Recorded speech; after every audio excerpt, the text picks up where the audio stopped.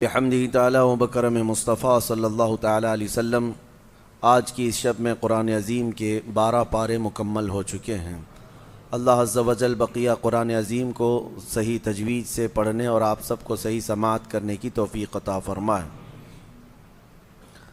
آج ہم نے سورہ ہود کی تلاوت کی ہے اور سورہ یوسف کی تلاوت کی ہے۔ سورہ یوسف مکمل نہیں، لیکن تھوڑا حصہ اس کا باقی رہ گیا ہے۔ سورہ ہود یہ ایسی سورہ ہے جس کے متعلق نبی پاک صلی اللہ علیہ وسلم نے ارشاد فرمایا، سورہ ہود نے مجھے بوڑھا کر دیا۔ یہ رسول پاک صلی اللہ علیہ وسلم نے فرمایا، یعنی اس کے مفاہیم، اس کے تمام تر معانی اس قدر ہیں کہ آدمی اس میں غور و خوض کرتا رہ جائے، عمر اس کی نکل جائے۔ بہت سارے اہم پیغامات پچھلے انبیاء اکرام علیہم السلام کے متعلق، ان کی امتوں کی نافرمانیاں اور ان پر آئے ہوئے عذابات کا ذکر ہے۔ ساتھ ہی کفار و مشرکین کے لیے وہ چیلنج بھی ہے کہ وہ قرآن کی 10 صورتیں بنا کر کے لا کر کے دکھا دیں۔ یہ تمام چیزیں سورہ ہود کا حصہ ہیں، اور اس میں حضرت لوط علیہ السلام کی قوم پر جو عذاب آیا تھا اس کا بھی ذکر ہے۔ اللہ تعالیٰ فرماتا ہے، فَلَمَّا جَاءَ أَمْرُنَا جَعَلْنَا عَالِيَهَا سَافِلَهَا وَأَمْطَرْنَا عَلَيْهَا حِجَارَةً مِّن سِجِّيلٍ مَّنضُودٍ۔ قوم لوط پر اللہ تعالیٰ نے جو عذاب نازل فرمایا، ارشاد فرماتا ہے، ہم نے ان کی زمین کو اوپر والے حصے کو نیچے کر دیا، یعنی اٹھا کر کے پوری بستی کو پٹک دیا گیا تھا۔ اور اتنے ہی پر نہیں، بلکہ اس میں یہ بھی اللہ فرماتا ہے، وَأَمْطَرْنَا عَلَيْهَا حِجَارَةً مِّن سِجِّيلٍ مَّنضُودٍ، نوکیلے پتھروں سے ان پر بارش کی گئی تھی، وہ پتھر ان کے اوپر برسائے گئے تھے۔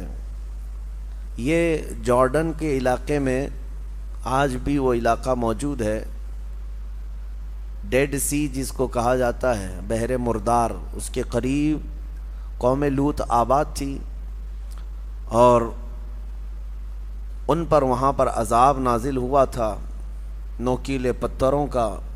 بتایا جاتا ہے جب اس بستی سے ہم آگے کو گزرتے ہیں، ایک علاقہ آج بھی جارڈن میں ایسا آتا ہے، اردن اس کو عربی میں کہتے ہیں، جارڈن انگلش میں کہتے ہیں۔ کالے کالے پتھروں کے دور دور تک صحرا نظر آتے ہیں، پتھروں کے میدان، اس میں نہ کوئی درخت ہے نہ کوئی پہاڑ ہے، صرف پتھر گرے ہوئے ہیں، اور بہت عجیب و غریب قسم کے پتھر ہیں۔ لیکن ہم یہ نہیں کہہ سکتے یہ وہی پتھر ہیں جو آسمانوں سے اتارے گئے تھے یا مارے گئے تھے، لیکن آج بھی وہ علاقہ کالے پتھروں سے بھرا ہوا ہے۔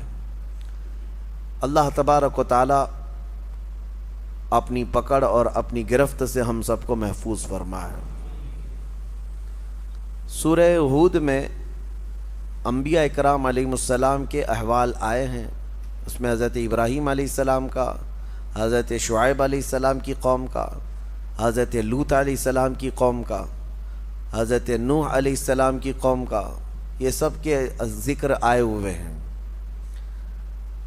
ایک بات یہاں پر ملتی ہے کہ حضرت نوح علیہ السلام کی قوم پر جب عذاب آ رہا تھا، 950 سال تبلیغ فرمائی حضرت نوح علیہ السلام نے، اور ان کی قوم سرکش رہی، اور آپ جب ان کو ڈراتے عذاب الہی سے تو وہ مذاق اڑاتے ہیں۔ فَأْتِنَا بِمَا تَعِدُنَا، جس چیز کا تم وعدہ کرتے ہو لا کر کے دکھاؤ عذاب کیسا ہوتا ہے۔ تو حضرت نوح علیہ السلام نے اللہ کی بارگاہ میں عرض کیا کہ مولا، یہ میری ہر گھڑی ہجو کرتے ہیں اور چیلنج کرتے ہیں عذاب کے لیے۔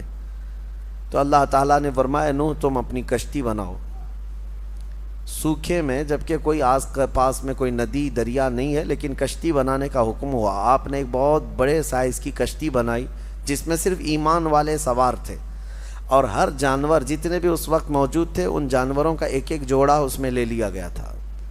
3 منزلیں کی وہ کشتی تھی، لکڑی کی بنائی ہوئی۔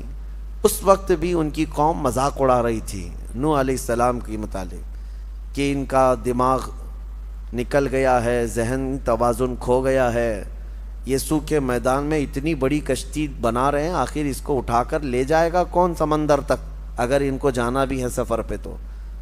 لیکن اس کے بعد وہ دن آیا جو عذاب الہی کا تھا، بارش شروع ہوئی، اور بارش کے متعلق قرآن میں اللہ فرماتا ہے ہم نے آسمانوں کے سارے دروازے کھول دیے اور زمین کے سارے سوتے پھاڑ دیے۔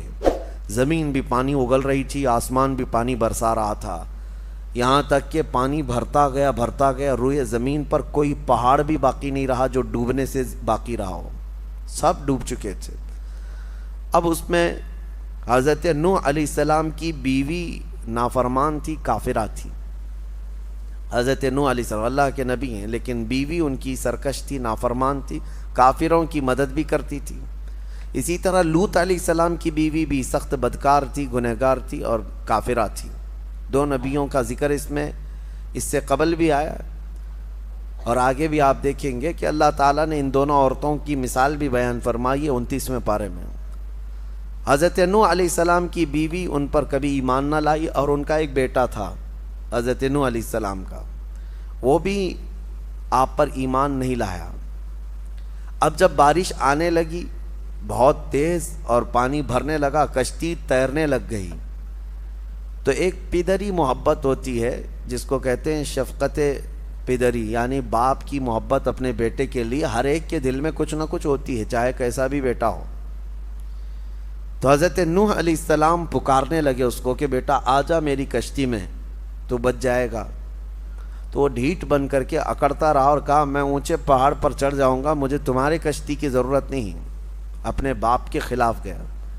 تو حضرت نوح علیہ السلام کو غم ہوا کہ میرا بیٹا میری مانتا نہیں ہے، میرے خلاف ہے۔ توجہ، اللہ کے نبی کو حکم کیا ہوا؟ اللہ نے فرمایا قال یا نوح انہ لیس من اہلک، اے نوح وہ آپ کی اولاد میں سے ہے ہی نہیں، آپ کیوں غم کرتے ہیں اس بات کا؟ انہ عمل غیر صالح فلا تسألنی ما لیس لک بہ علم انی اعیذک ان تکون من الجاہلین۔ حضرت نوح علیہ السلام کو تنبیہ کی گئی، اللہ کی طرف سے تنبیہ آئی آپ اس چیز کا سوال نہ کریں۔ وہ اللہ کی بارگاہ میں مانگ رہے تھے کہ مولا میرے اہل کو بچا لے، میرے اولاد کو بچا لے۔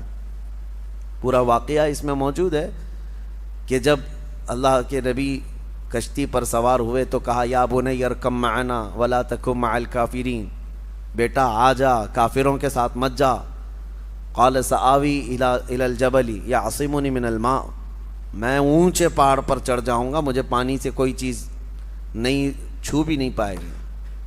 اللہ نے فرمایا کہ پھر حضرت نوح علیہ السلام نے اس سے پکار کر کہا لا عاصم اليوم، تجھے پتہ نہیں آج کوئی بچانے والا نہیں ہے، یہ عذاب کا دن ہے، انہ من امر اللہ، یہ اللہ کا حکم ہے۔ لیکن پھر بھی وہ نہ مانا، ہلاک ہو گیا، پانی میں ڈوب گیا، ختم ہو گیا۔ تو پھر نوح علیہ السلام کو جو بیٹے کی محبت تھی اس پر اللہ نے تنبیہ فرمائی کہ وہ آپ کی اولاد میں سے ہے ہی نہیں۔ پتہ یہ چلا کہ نبی کا نافرمان ہو تو اولاد میں سے ہو کر بھی وہ نہ کے برابر ہوتا ہے، نہ کے برابر ہے۔ اگر کافر ہے تو اس کا نسب ختم ہو گیا، اس کا نسب ختم ہو گیا۔ ہاں نبی کے اولاد میں سے وہی ہوں گے جو ایمان والے ہوں گے، ایمان والوں کو ہی آل بھی کہا جائے گا، اہل بھی کہا جائے گا، ایمان والے ہوں، ورنہ نسب ختم ہو جاتا ہے۔ عزیزان گرامی، اس میں مثال ایک یہ بھی ہے، اس میں جو ہے بیٹا اگر بدکار اور کافر نکلا تو اس میں باپ کا قصور نہیں ہے۔ حضرت نوح علیہ السلام کی اس میں خطا نہیں، وہ نبی ہیں، وہ اللہ کی مصلحت تھی۔ لیکن بسا اوقات ایسا بھی ہوا ہے کہ حضرت اکرمہ رضی اللہ تعالیٰ عنہ، جانتے ہیں آپ صحابی رسول ہیں، نبی پاک صلی اللہ تعالیٰ علیہ وسلم کے صحابی حضرت اکرمہ، عاشق بھی اور کئی جنگوں میں شرکت بھی فرمائی ہے، لیکن یہ بیٹے کس کے ہیں؟ ابو جہل کے۔ باپ ابو جہل ہے، دشمنی میں مر گیا حضور کے، لیکن بیٹا صحابی رسول ہے، نبی پاک صلی اللہ تعالیٰ علیہ وسلم کے سچے صحابہ میں سے۔ تو یہ جو معاملات ہیں دنیا میں چلتے رہیں گے، کبھی ولی کے پیٹ سے بدکار پیدا ہوا اور کبھی گنہگار کے اولاد میں اللہ صالحین پیدا کرے، یہ اس کی قدرت کاملہ ہے۔ اللہ کریم ہمیں نیک و صالح اولاد عطا فرما۔ اور سورہ یوسف کے متعلق قرآن کہتا ہے نحن نقص علیک احسن القصص، قرآن میں جو ہے 1/3 حصہ قرآن کا واقعات ہیں پچھلے امتوں کے، 1/3 اس میں پچھلی امتوں کے واقعات، پچھلے نبیوں کے واقعات عبرت کے لیے بتائے جاتے ہیں۔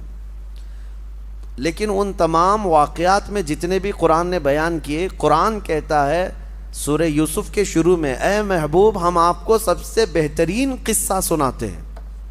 اللہ فرما رہا ہے سب سے بہترین قصہ کس کا؟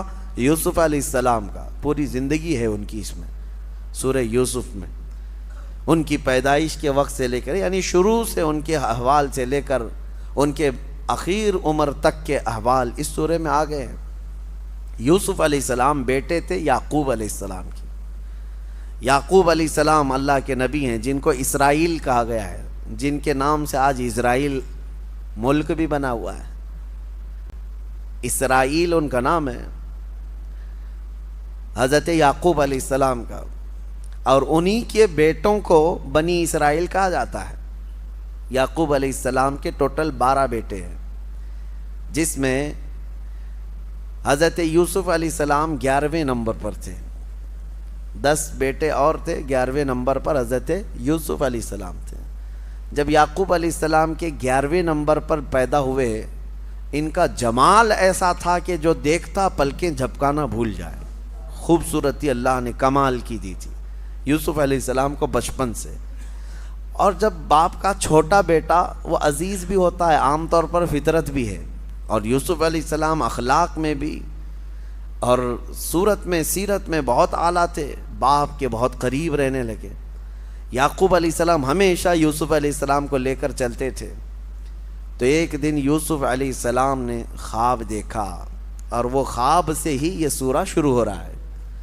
میں آپ کو بتاتا ہوں میرے عزیزو، اللہ جس کو سب سے بہترین قصہ کہہ رہا ہے، یہ قصہ اپنے بچوں کو سنانا سب سے بہتر ہے۔ قرآن کا قصہ، قرآن کا واقعہ۔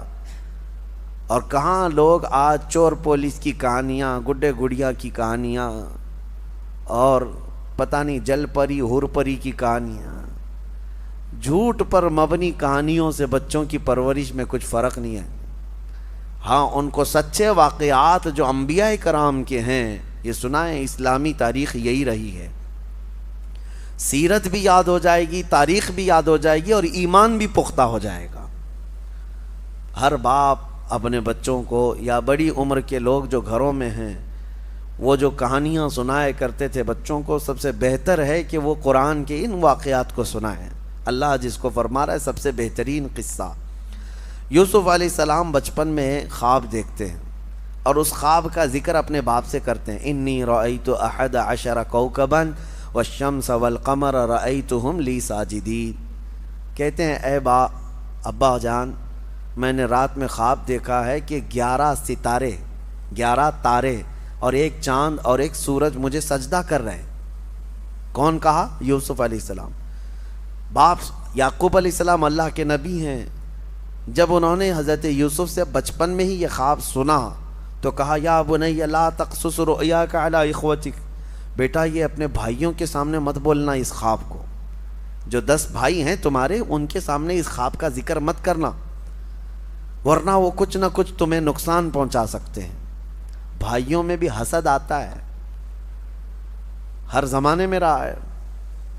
تو یوسف علیہ السلام نے بتایا تو نہیں، لیکن حسد آلریڈی ان بھائیوں کے دلوں میں آئے گیا تھا کہ ہمارے باپ سب سے زیادہ اسی کو چاہتے ہیں، یوسف کو چاہتے ہیں۔ یعقوب علیہ السلام اللہ کے نبی صرف ایک چھوٹے سے علاقے میں نہیں، ان کا بڑا مقام تھا، ایک بڑی امت ہے ان کی پیروی کرتی۔ بیت المقدس یعقوب علیہ السلام جہاں آباد رہے، فلسطین جہاں ہے، تو بھائیوں میں یہ حسد رہا کہ یوسف علیہ السلام جو ہے یہی عزیز ہیں، جو کہتے ہیں نا سجادہ نشینی کی جنگ،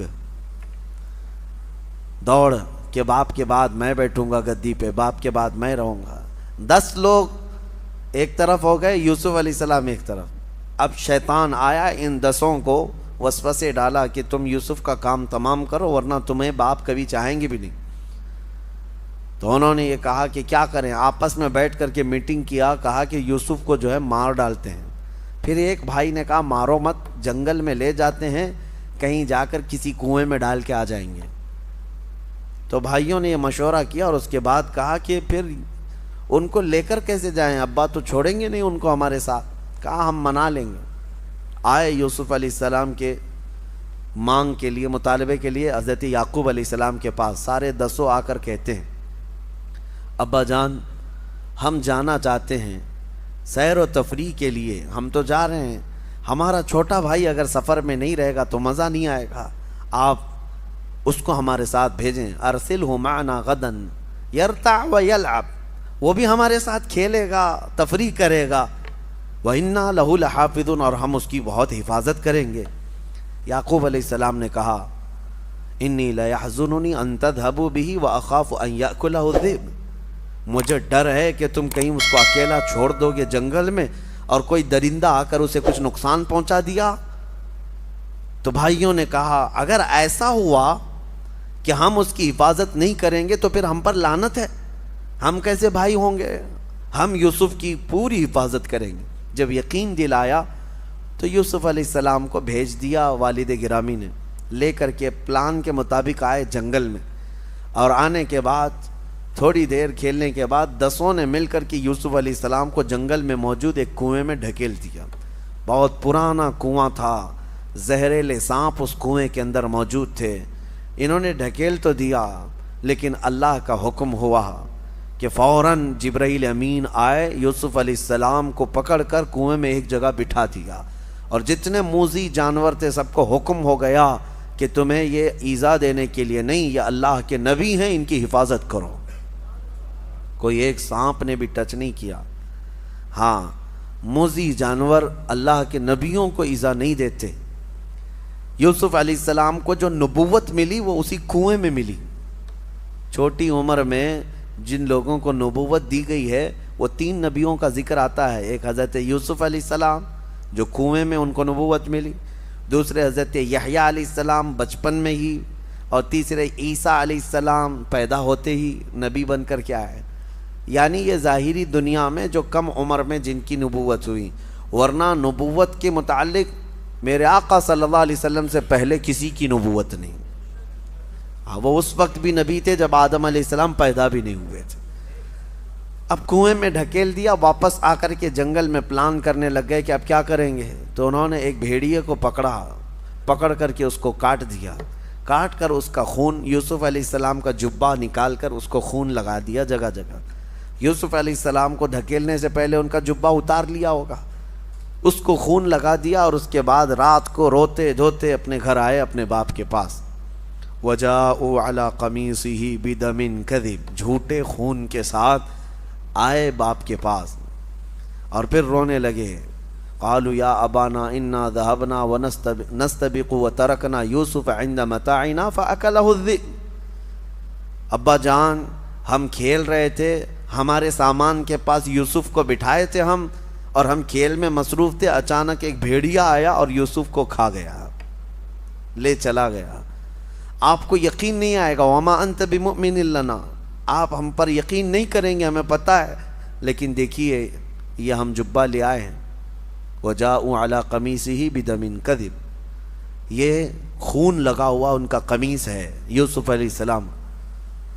تو حضرت یعقوب علیہ السلام کہنے لگے مجھے پہلے سے معلوم تھا کہ اس طرح کا حادثہ ہو جائے گا، واللہ المستعان، اب اللہ ہی مددگار ہے، فصبر جمیل، صبر سب سے بہتر ہے۔ یوسف علیہ السلام کے جانے کے بعد یعقوب علیہ السلام ان کے غم میں بہت روئے، اپنے بیٹے کی یاد میں روتے روتے ان کی آنکھیں چلی گئیں، بینائی ختم ہوئی یعقوب علیہ السلام کی۔ اب انہوں نے جو کام کیا صرف حسد کے مارے کیا، اپنے بھائی کو کنویں میں ڈال دیا۔ یاد رکھیں میرے آقا صلی اللہ علیہ وسلم کی حدیث ہے، من حفر لاخیہ حفر اللہ لہ، جو اپنے بھائی کے لیے کنواں کھودتا ہے اللہ اس کے لیے کنواں کھودتا ہے۔ ہاں، یہ صرف یوسف علیہ السلام کے بھائیوں کے ساتھ ہی نہیں ہوا، آج بھی یہ فارمولہ ہے۔ اگر آپ کسی کے لیے گڑھا کھود رہے ہیں، اللہ آپ کے لیے کوئی گڑھا تیار فرمائے گا جس میں تم بھی جا کے گرو گے۔ کسی مسلمان کو پھنسانے کی کوشش کرنا یہ گڑھا کھودنا ہے، کسی مسلمان کو کہیں گرانے کی کوشش کرنا یہ اس کے لیے گڑھا کھودنے کی طرح ہے۔ یہ فارمولہ آج بھی چلے گا اور قیامت تک چلے گا کہ جو اپنے بھائی کے لیے گڑھا کھودتا ہے اللہ اس کے لیے گڑھا تیار فرماتا ہے۔ اب یہ آئے حضرت یعقوب علیہ السلام نے یہ کام کس کے لیے کیے تھے؟ کس لیے کیے تھے کہ یوسف ہٹ جائے گا تو ہم باپ کے قریب ہو جائیں گے۔ الٹا ہو گیا، یعقوب علیہ السلام نے ان 10 کو دور کر دیا، کہا کہ تم میرے قریب بھی مت آنا آج کے بعد۔ کام کس کے لیے کیے تھے؟ قریب ہونے کے لیے، لیکن یہ چال الٹی پڑ گئی۔ یعقوب علیہ السلام ہمیشہ کے لیے ان کو دور کر دیے، تم دور ہو جاؤ سب کے سب۔ اب یہ معاملہ چلتا رہا۔ اب قرآن میں اللہ فرماتا ہے ایک قافلہ گزر رہا تھا اس جنگل سے، اس قافلے نے وہاں پڑاؤ کیا تھا۔ تو قافلہ یہ مصر جا رہا تھا، قافلے میں سے کسی نے پانی لانے کے لیے کنواں تلاشا اور کنواں قریب میں تھا، ڈول ڈالا تو ڈول ڈالتے ہی حضرت یوسف علیہ السلام اس ڈول کو پکڑ کر کے اوپر آ گئے، کنویں کے اوپر آ گئے۔ اللہ تعالیٰ جس کو جہاں چاہے محفوظ رکھے، جہاں چاہے لے جائے۔ میں آپ کو یوسف علیہ السلام کا یہ واقعہ بتاتا ہوں، ان کا سفر دیکھیں کہاں سے شروع ہوا، کہاں سے شروع ہوا۔ حاسدین کے شکار ہوتے رہے لیکن سفر بڑا لمبا ہے یوسف علیہ السلام کا۔ اس کے بعد اس قافلے والوں نے جب دیکھا حسین و جمیل خوبصورت بچہ ہمارے پاس آیا ہے تو لے کر کے قافلے کے امیر کے پاس لائے، کہا کہ یہ تو فرشتہ معلوم ہوتا ہے۔ ظاہر سی بات ہے وہ حسن و جمال ان کا ایسا تھا کہ کوئی انسان ان کی طرح دکھتا نہیں تھا، بہت حسین و جمیل۔ کہا یہ فرشتہ معلوم ہوتا ہے۔ قافلے والوں نے ساتھ لے لیا، اور جب وہ راستے سے چلتے تو جہاں سے چلتے لوگ ان کو دیکھنے کے لیے بھیڑ لگاتے۔ جب مصر پہنچے تو قافلے کے امیر نے یہ سوچا کہ مفت میں کیوں دکھاؤں، پیسے لے کر کے دکھاؤں گا۔ اس نے ریٹ لگایا، روزانہ جس کو بھی دیکھنا ہے یوسف کو 1 درہم دے گا اور دیکھ کر کے جائے۔ دوپہر کے بعد 10 درہم لینے لگا، شام کے بعد 100 درہم لینے لگا۔ کمایا، خوب کمایا، کس کو؟ صرف حضرت یوسف علیہ السلام کو دکھا کر۔ مصر کے بازار میں یوسف علیہ السلام کا حسن دیکھنے کے لیے لوگوں کی بھیڑ تھی۔ جب خبر پھیل گئی بڑے بڑے امیر بھی وہاں آئے۔ اب لوگوں میں دوسرے دن ان کے بیچنے کی بات شروع ہو گئی، بولی لگا دیا اس نے، قافلے کے امیر نے، کہ جس کو خریدنا ہے میرے پاس سے اس کو خریدے۔ بڑے بڑے پیسے والے یہ چاہتے تھے کہ یہ خرید کر کے اس نوجوان کو ہم اپنے پاس رکھ لیں۔ اور عزیز مصر، اس وقت جو مصر کا حاکم تھا اس کو عزیز مصر کہا جاتا ہے، اس کی بیوی زلیخا، تاریخ میں ان کا نام موجود ہے، عزیز مصر کی بیوی زلیخا، یہ دیکھتے ہی اس قدر فدا ہو گئی کہ یہ نوجوان کو لے کر کے چلیں۔ عزیز مصر نے بہت بڑی قیمت دے کر کے یوسف علیہ السلام کو خرید لیا اپنی بیوی کی وجہ سے، لے کر کے آیا اپنے گھر پر رکھا۔ یوسف علیہ السلام کا سفر دیکھیں کہاں سے شروع ہوا ہے، ان کے گھر سے، ان کے باپ کے گھر سے، ان کے بھائیوں کے حسد کے شکار ہوئے ہیں، اور قافلے وہاں جا کر کے کنویں میں گرا دیے گئے، کنویں سے نکالے گئے، قافلے کے ہاں چڑھ گئے، قافلے میں آئے بازار میں بک گئے، بازار سے آئے عزیز مصر کے گھر میں پہنچ گئے۔ عزیز مصر کے گھر میں آئے تو ایک بات پھیل گئی شہر میں کہ زلیخا جو ہے ایک نوجوان کی عاشق ہو گئی ہے، فدا ہو گئی۔ یہ باتیں عورتوں میں بہت پھیلنے لگیں، تو زلیخا نے کیا کیا کہ ان عورتوں نے دیکھا نہیں یوسف کو، اس لیے اس طرح کی باتیں بنا رہی ہیں۔ سب عورتوں کو ایک دن دعوت میں بلایا اور کہا آ جاؤ میں تمہیں یوسف دکھاتی ہوں، لیکن سب کو جمع کر کے سب کے ہاتھوں میں ایک لیمو اور ایک چاقو دی تیز، کہ جب میں کہوں تو کاٹ دینا۔ تو پھر سب عورتوں کے ہاتھ میں، جب اس شہر کی سب رئیس عورتیں بیٹھی تھیں، حضرت یوسف علیہ السلام کو اچھے لباس کے ساتھ سجا کر کے زلیخا لے آتی ہے، عورتیں انہیں دیکھنے میں مصروف ہیں۔ حکم ہوا زلیخا کا کہ لیمو کاٹ دیں، عورتیں دیکھتے دیکھتے ایسی ماہ ہو گئی کہ ان کے ہاتھوں سے لیمو گر گیا اور چاروں انگلیاں کٹ گئی، تیز چاقو تھی، سب کی انگلیاں کٹ گئی۔ پتہ یہ چلا کہ انسان کبھی اتنا مدہوش ہوتا ہے کہ اس کو کٹنے کا احساس نہیں ہوتا۔ اسی لیے امام اعظم نے فرمایا ہے کہ یوسف علیہ السلام کا حسن دیکھتے ہوئے عورتوں کی انگلیاں کٹ گئیں، انہیں پتہ نہیں چلا۔ انشاءاللہ موت کے وقت ہم جمال مصطفیٰ دیکھ رہے ہوں گے اور ہمیں روح نکالنے کا درد نہیں ہوگا۔ اسرائیل روح نکال رہے ہوں گے اور سامنے چہرہ مصطفیٰ ہوگا۔ یوسف کا حسن دیکھ کر کٹی ہوئی انگلیوں کا درد نہیں ہوتا تو جمال محمد دیکھ کر روح نکلنے کا بھی درد نہیں ہوگا۔ حسن یوسف پہ کٹی مصر میں انگشت زنا، سر کٹاتے ہیں تیرے نام پہ مردان عرب۔ اعلیٰ حضرت نے فرمایا انگلیاں کٹ گئیں، پھر یوسف علیہ السلام گئے تو دیکھتی ہیں فلما سمعت بمکرہن، یہاں سے آیت ہیں قطعنا ایدیہن، اللہ فرماتا ہے وہ سب تو اپنے ہاتھ کاٹ لیں، بعد میں انہیں احساس ہوا کہ لیمو تو نہیں کٹا، انگلیاں کٹ گئی ہیں۔ اب یہ کاٹی نہیں ہے، یہ کیا ہوا ہے؟ کٹی ہیں۔ کاٹنا اور ہوتا ہے، کٹ جانا اور ہوتا ہے۔ نبی پاک صلی اللہ تعالیٰ علیہ وسلم کے عاشق حضور کو دیکھ کر کے نہیں بلکہ صرف حضور کے نام پر اپنی انگلیاں نہیں بلکہ گردن بھی کٹا دیتے ہیں۔ ہاں، ادیب لائل پوری نے بہت اچھے انداز میں فرمایا، جو ان کی ایک طویل بحر والی نعت ہے، عشق کے رنگ میں جب رنگ جائیں افکار، اس میں انہوں نے کہا ایک شہنشاہ نے بخشے ہیں سمرقند و بخارا کسی محبوب کے رخسار کے تل پر، مگر اے سید عالی تیری ناموس تیری عظمت پر۔ یعنی بادشاہ تھا۔ سمرقند اور بخارا جو ہے دو شہر ہیں، یہ آج ازبکستان میں ہیں، سمرقند اور بخارا۔ یہ شہر جو ہے بادشاہ نے اپنی محبوبہ کو گفٹ میں دیے تھے، دو شہر دے دیے تھے گفٹ میں۔ کیوں؟ اس کی محبوبہ کے رخسار پر، گال پر ایک تل، ایک نشان تھا اور وہ بادشاہ کو بڑا پسند تھا۔ وہ تل کے نشان پر اس نے دو شہر قربان کیے، گفٹ میں دے دیے۔ تو شاعر نے بہت اچھے انداز میں کہا ہے ایک شہنشاہ نے بخشے ہیں سمرقند و بخارا کسی محبوب کے رخسار کے تل پر، مگر اے سید عالی تیری ناموس تیری عظمت پر، ایک نہیں لاکھوں ہیں قربان گئے عشق کے ہر کوچے و بازار میں، سر اپنا لیے کرنے کو نثار۔ ایک نہیں لاکھوں ہیں ہر کوچے ہر بازار میں، اور نبی پاک صلی اللہ تعالیٰ علیہ وسلم پر اپنی جان فدا کرنے کو تیار ہیں۔ بہرحال سورہ یوسف میں ہم الگ نہ جائیں، لیکن مزہ ہمارا اس وقت تک کمپلیٹ نہ ہو جب نام مصطفیٰ نہ آئے۔ حضور پاک صلی اللہ تعالیٰ علیہ وسلم کا ذکر تو ہوگا ہی، اسی لیے علامہ نظمی نے فرمایا آغاز سے اخیر تک قرآن ہے نعت مصطفیٰ، محبوب کے بیان کا کیسا انوکھا ڈھنگ ہے۔ بہرحال یوسف علیہ السلام وہاں رہتے رہے عزیز مصر کے گھر، لیکن ہوا یہ کہ ایک دن زلیخا نے یوسف علیہ السلام پر الزام لگا دیا کہ میرے ساتھ یہ غلط کرنا چاہ رہے تھے۔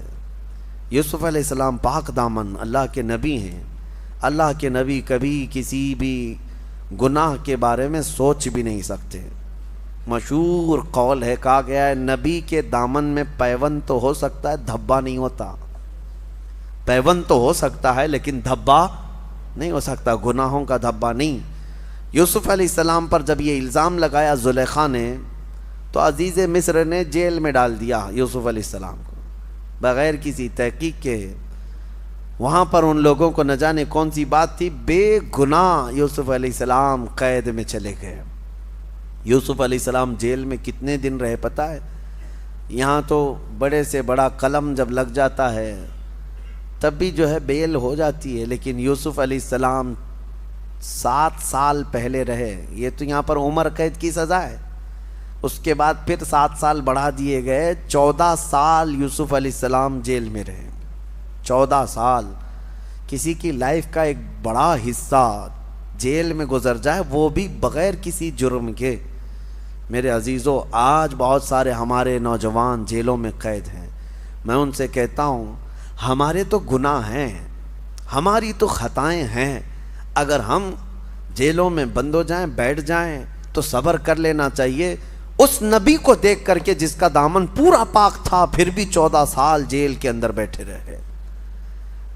اور اللہ کریم کہاں سے کہاں تک لے جاتا ہے تمہیں اس کا اندازہ بھی نہیں۔ جیل تک پہنچ گئے یوسف علیہ السلام، باپ کی نگرانی سے نکل کر کے بھائیوں کے ہاتھ، بھائیوں کے ہاتھوں سے کنویں میں، کنویں سے نکل کر کے قافلے کے ہاتھ، قافلے سے آ کر بازار میں، بازار سے آ کر عزیز مصر کے گھر میں، عزیز مصر کے گھر سے نکل کر پھر جیل میں، جیل میں 14 سال گزرے۔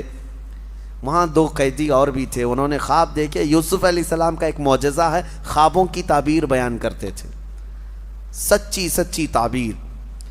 تو وہ دونوں قیدی جو ہے انہوں نے ایک بار خواب دیکھا، اس خواب کا بھی ذکر قرآن میں آیا ہے۔ وقال الآخر انی ارانی اعصر خمرا ودخل معه السجن فتيان قال احدهما انی ارانی اعصر خمرا وقال الآخر انی ارانی احمل فوق رأسی خبزا تأکل الطیر منه۔ دونوں نے خواب دیکھا تھا، ایک نے دیکھا میں انگور کا رس نچوڑ رہا ہوں، اور دوسرے نے دیکھا میں ایک تھال میں کوئی چیز لے کر جا رہا ہوں، پرندے روٹی جو ہے نوچ نوچ کر کھا رہے ہیں، ان کی کیا تعبیر ہے؟ یوسف علیہ السلام نے فرمایا میں تعبیر بتاؤں گا، میرا ایک کام کرنا ہے۔ اب 14 سال کے بعد عزیز مصر بدل گیا تھا، بادشاہ مصر ختم ہو گیا، وہ پہلے والا جو زلیخا کا شوہر تھا ختم ہو گیا، دوسرا عزیز مصر تھا اس وقت جو تھا مصر کا بادشاہ۔ یوسف علیہ السلام نے خواب کی تعبیر بتانے سے پہلے کہا میں تعبیر بتاؤں گا، ان میں سے ایک آدمی رہا ہونے والا ہے، آزاد ہونے والا ہے، لیکن وہ جا کر کے بادشاہ کے پاس میرا پیغام پہنچا دے۔ نہیں، یہ واقعہ جو ہے حضرت یوسف علیہ السلام کے جیل میں جب 7 سال گزرے تب کا ہے۔ آپ نے تعبیر میں بتایا جس کے سر کے اوپر سے روٹیاں کھا رہے تھے پرندے، اس کو موت کی سزا ہونے والی ہے، اور جس کے خواب میں تو نے دیکھا کہ انگور کا رس نچوڑ رہا ہے، عنقریب تجھے آزادی کا پروانہ ملنے والا ہے۔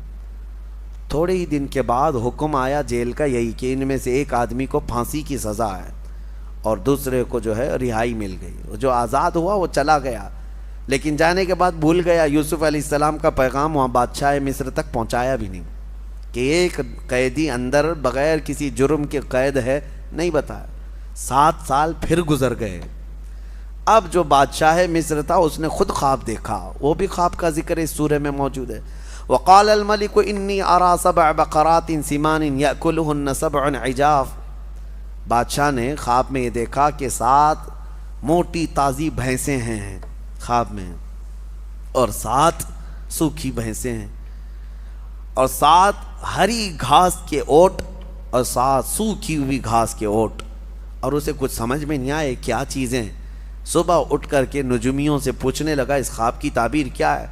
نجومی جو جوتش ہوتے ہیں وہ اٹکل پچھو مارتے رہتے ہیں، یہ بھی ہو سکتا ہے وہ بھی ہو سکتا ہے، ایگزیکٹ کوئی نہیں بولتا۔ ہاں، آج ہمارے بھی لوگ صبح اٹھ کر کے راشی دیکھنے پہ بیٹھے رہتے ہیں، اور بہت سارے چینل تو یہی چلا بھی رہے ہیں کہ ان کو روزانہ وہ بتانا رہتا ہے آج شنی یہاں دیکھ رہا ہے، آج شنی وہاں دیکھ رہا ہے، اور ان کو خود پتہ نہیں ان کا شنی کہاں دیکھ رہا ہے۔ اور بہت سارے لوگ اس پر ایسا بلیو کر کے چلتے ہیں۔ ہاں، میں نے دیکھا ایک صاحب راستے میں آدھا سفر کر کے واپس بھاگ رہے تھے کار چلاتے ہوئے، ہماری ملاقات ہوئی، کیوں باہر پھر واپس کیوں جا رہے ہیں؟ کہا یہ جو شرٹ ہے نا، لال شرٹ، منع کیا گیا آج لال شرٹ مجھے نہیں پہننا ہے، ہمارے گرو نے آج منع کیا اس لیے کھولنے جا رہا ہوں۔ کہا ہوگا کیا؟ کہا نہیں، انہوں نے کہا ہے کہ آج تمہیں یہ کپڑا نہیں پہننا ہے۔ یہ تمام چیزوں پر چلتے رہتے ہیں۔ خوابوں کی تعبیر کا علم یہ اہل حق کو اللہ تعالیٰ نے عطا فرمایا، اور نبوت کا حصہ ہے یہ خوابوں کو، مومن کے سچے خواب۔ یوسف علیہ السلام جیل میں رہے، بادشاہ نے جب یہ خواب بتایا تو کوئی نجومی بتا نہیں سکا۔ اس کے دربار میں وہ جیل سے چھوٹا ہوا قیدی موجود تھا جس کی خواب کی تعبیر یوسف علیہ السلام نے بتائی تھی 7 سال پہلے۔ اس نے کہا کہ میں قیدی ایک ایسے شخص کو جانتا ہوں جیل میں جو ناحق قید میں ہے اور وہ خوابوں کی سچی سچی تعبیر بتاتا ہے۔ یوسف علیہ السلام کے پاس بادشاہ نے بھیجا، جاؤ اس سے خوابوں کی تعبیر پوچھ کے آؤ۔ افتنا فی 7 بقرات۔ یوسف علیہ السلام کے پاس جا کر کے لوگوں نے پوچھا ہمارے بادشاہ نے ایسا ایسا خواب دیکھا۔ یوسف علیہ السلام نے فرمایا مجھے یہاں سے آزاد کرو، میں خواب کی تعبیر بتاتا ہوں۔ بادشاہ نے بڑے اعزاز کے ساتھ طلب کیا، آپ نے بتایا تیرے خواب کی تعبیر یہ ہے کہ اب تیرے ملک میں 7 سال خوشحالی کے آئیں گے، بہت غلہ اناج سب ہوگا۔ اس کے اچانک 7 سال کے بعد والے جو 7 سال ہوں گے بہت سوکھا پڑ جائے گا، لوگ کنگال ہوں گے، مفلس ہو جائیں گے، یہاں تک کہ ان کا سارا سامان بک جائے گا، لوگ بھی اپنے آپ کو بیچ دیں گے، تو کروں کیا؟ بادشاہ نے پوچھا، کہا کہ 7 سال جو ہوں گے انہی میں ذخیرہ جمع کر لو کہ اگلے 7 سال جب سوکھا پڑے گا تو یہ جمع شدہ مال تم اپنے رعایا پر خرچہ کرو گے۔ بادشاہ کو یہ تعبیر پسند آئی اور اس نے دیکھا بھی کہ 7 سال اتنی خوشحالیاں آئیں تو اس نے سب جمع کرنا شروع کیا۔ پھر یوسف علیہ السلام کو اس نے آزاد کر کے اپنے وزیروں میں شامل کر لیا، وزیروں میں شامل کر لیا۔ اب کہاں سے سفر کہاں پہنچا؟ اللہ فرماتا ہے وَكَذَلِكَ مَكَّنَّا لِيُوسُفَ فِي الْأَرْضِ، ہم نے یوسف کو اسی طرح زمین کا قرار عطا کیا، جیل سے نکال کر سیدھا وزیر اعظم۔ حضرت یوسف علیہ السلام وہاں پہنچے، 7 سال کے بعد جب سوکھا پڑ گیا ہر جگہ، مصر میں ایسا سوکھا پڑ گیا تھا کہ لوگ اپنے آپ کو بیچنے پر مجبور ہو گئے تھے، اور جب بادشاہ کے ہاں سے غلہ تقسیم ہو رہا تھا رعایا کو، یوسف علیہ السلام کے وہ 10 بھائی یعقوب علیہ السلام کے ساتھ جو زمانہ بیت گیا، ان کے ہاں بھی مفلسی ایسی آئی، غربت ایسی آئی، قحط، وہ بھی بادشاہ کے ہاں غلہ لینے کے لیے آ گئے۔ اب اس وقت یوسف علیہ السلام وزیر اعظم ہیں، بادشاہ کے ہاں وزیر اعظم ہیں۔ بھائی جب آ رہے تھے، اتفاق کی بات یہ ہے کہ یوسف علیہ السلام کے غم میں جب یعقوب علیہ السلام بہت رونے لگے تو اللہ نے ان کو ایک اور بیٹا عطا کیا جن کا نام بنیامین تھا۔ بنیامین، آج یہ یہودی وہ نام رکھتے ہیں بنجامن، وہ بنیامین ہے، یوسف علیہ السلام کے چھوٹے بیٹے، اور حضرت یعقوب علیہ السلام اس بیٹے کو اب بہت زیادہ چاہتے تھے۔ یہ بات حضرت یوسف علیہ السلام کو معلوم تھی کہ میرے بعد میرا چھوٹا بھائی پیدا ہوا ہے، اس کو یعقوب علیہ السلام اب دور کرتے ہی نہیں تھے۔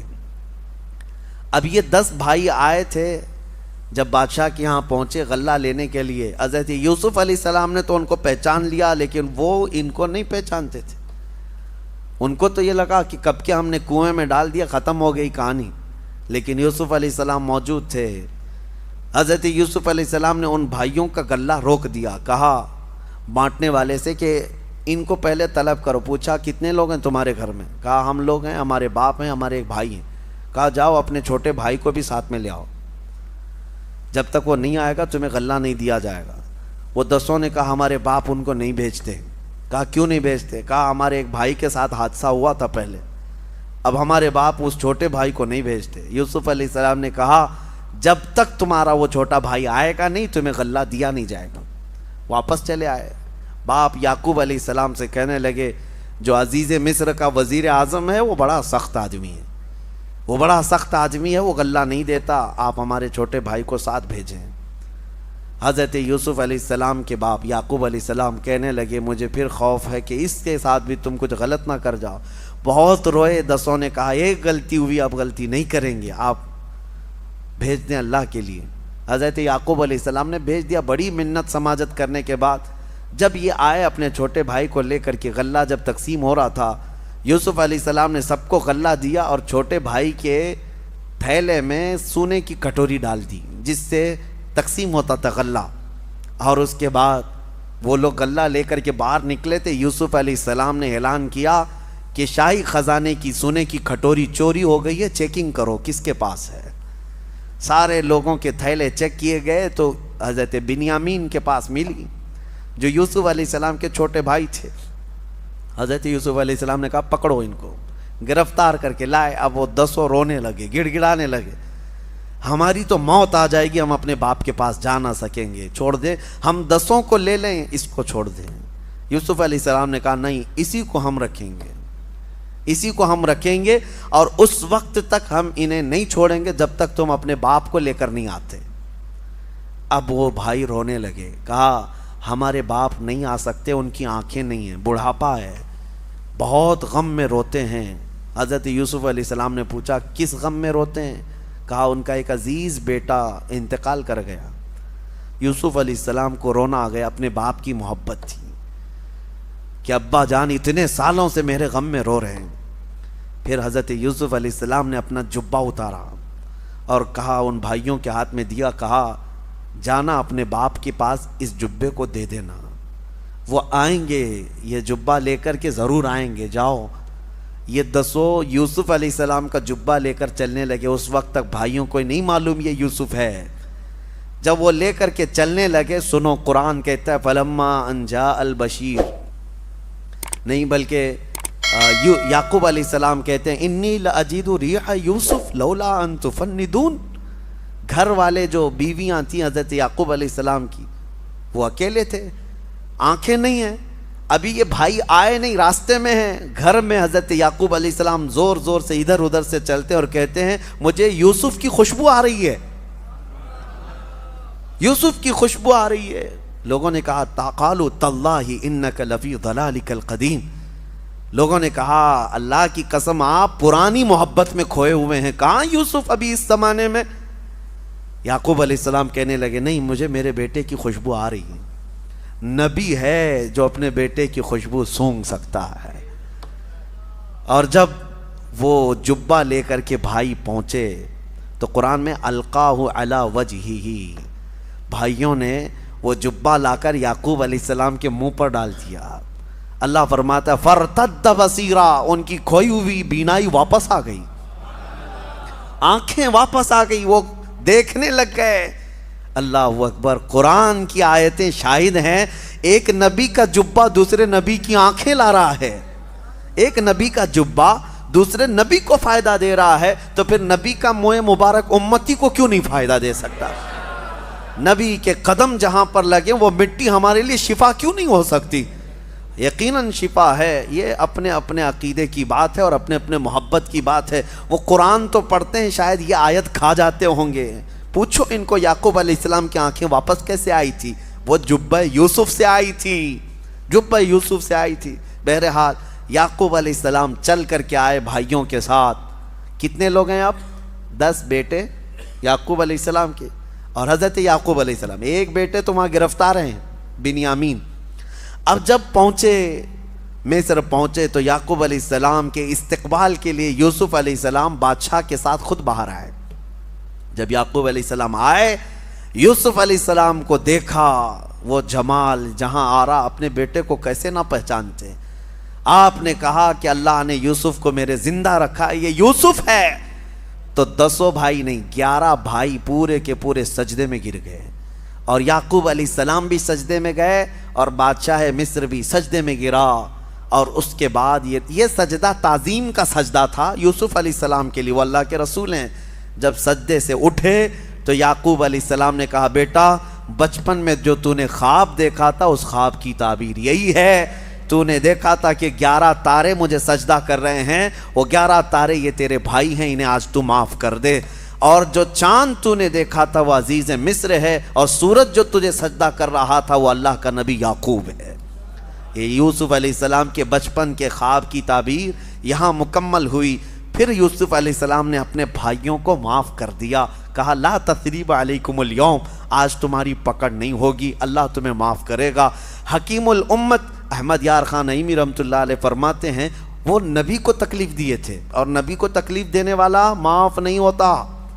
نبی کے ساتھ دھوکہ کیا, یوسف علیہ السلام کو کنویں میں ڈالا, تو اکثر یہ دیکھا ہے کہ نبیوں کو ایذا دینے والے معاف نہیں ہوتے, لیکن یہ ایک ہی تاریخ کا حصہ ہے, نبی کو کنویں میں ڈالے لیکن پھر بھی معاف ہوئے, پھر بھی معاف ہوئے. کتنا بہترین نقطہ بیان کیا حکیم الامت نے. وجہ یہ تھی کہ انہوں نے جو کیا تھا, یوسف علیہ السلام کو جو گرایا تھا, ایک نبی کو تو گرایا لیکن دوسرے نبی سے قریب ہونے کے لیے کیا تھا, یعقوب علیہ السلام سے قریب ہونا تھا.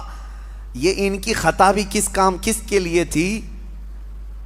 بھائیوں کی یہ جو خطا تھی اپنے بھائی کے ساتھ, وہ یعقوب علیہ السلام وہ بھی اللہ کے نبی ہیں, ایک نبی سے قریب ہونے کے لیے یہاں خطا ہوئی. فرمایا گیا نبی سے قریب ہونے کے لیے جو خطا ہوئی وہ اللہ کے ہاں معاف کر دی جائے گی, اللہ کے ہاں معاف کر دی جائے گی. اللہ کریم سورہ یوسف کے اس پورے قصے میں ہمیں اللہ تعالی ہماری زندگیاں عطا فرمائے, ہمیں ہماری اولاد کو بہترین سیرت پر چلنے کی توفیق عطا فرمائے. وآخر دعوانا ان الحمد للہ رب العالمین.